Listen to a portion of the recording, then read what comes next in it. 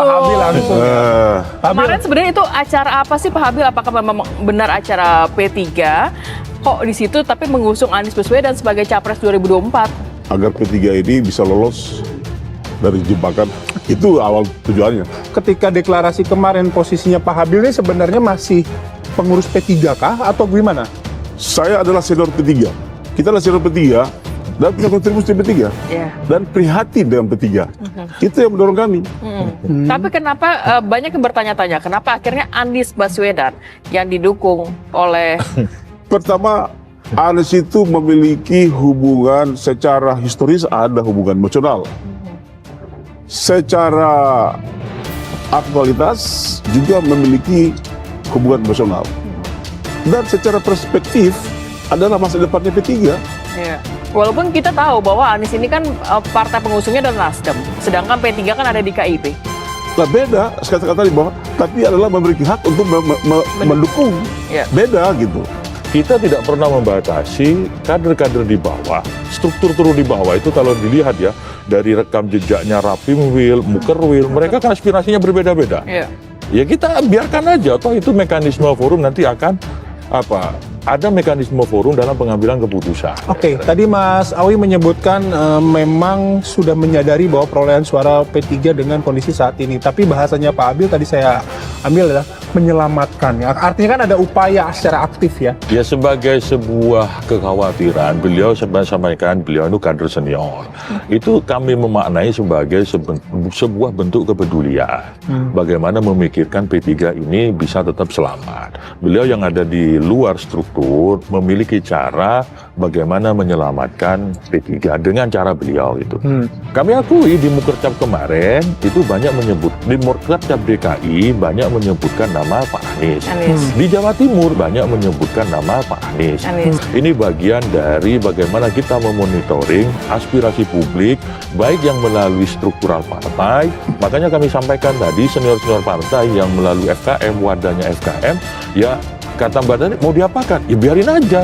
Toh Indonesia tidak ada larangan untuk berserikat dan berkumpul sepanjang tidak bertentangan dengan undang-undang. Tapi kondisinya artinya sekarang kalau misalnya di P3, kalau bilang Anies dan non-Anies, 50-50 ada Mas?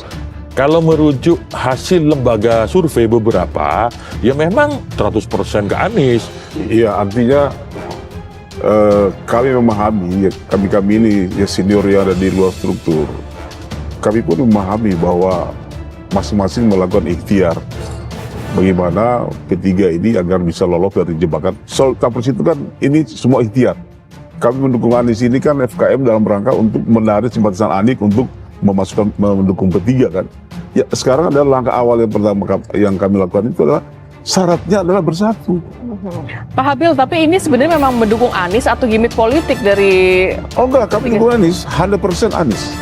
Dan saya yakin teman-teman di P3 pun sedang melakukan ikhtiar, itu biasa. Jadi nggak ada masalah. Cuma saya minta kita harus satu.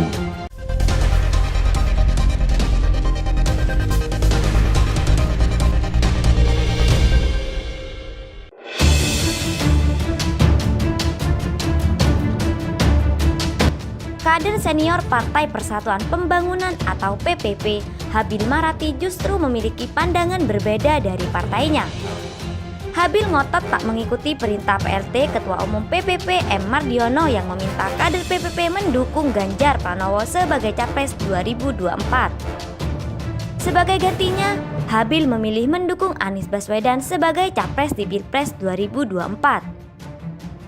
Ia juga berani mempertanyakan kapasitas M. Mardiono yang meminta kader PPP mendukung Ganjar, serta menilai instruksi itu tidak diikuti konstituen PPP di tingkat akar rumput.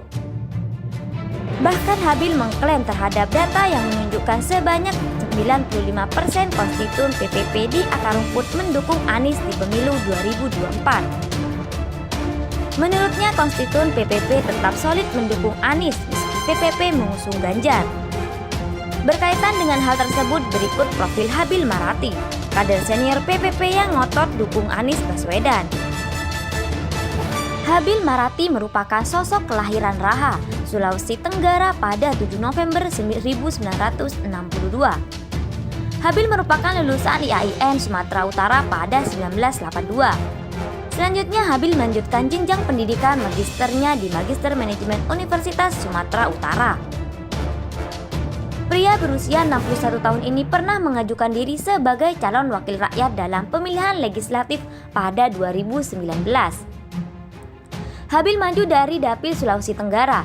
Dapil ini terdiri dari Kolaka, Kolaka Utara, Konawe, Konawe Selatan, Konawe Utara, Muna, Buton, Buton Utara, Bombana, Wakatobi, Kota Baubau, dan Kota Kendari. Habil sendiri tercatat pernah terlibat kasus hukum.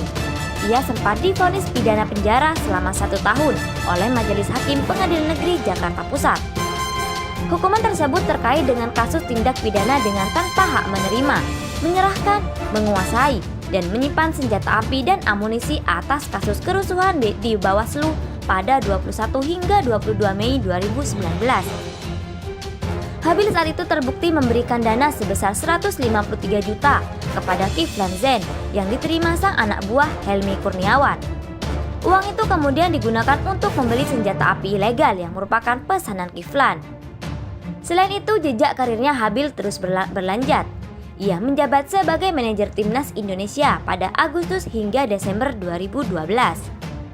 Waktu yang singkat tersebut lantaran Habil diberhentikan oleh PSSI karena tak mampu membawa timnas Indonesia berprestasi di Piala AFF 2012. Kala itu timnas Indonesia gagal lolos dari babak penyisihan grup B. Habil juga sempat menjadi direktur utama di 6 perusahaan. Keenam perusahaan itu diantaranya PT Batavindo, Krisdanusa, dan PT Industri Kakao Utama. Posisi itu membuat hartanya meningkat drastis hingga 2 kali lipat, dari yang awalnya 47,5 miliar menjadi 118,8 miliar.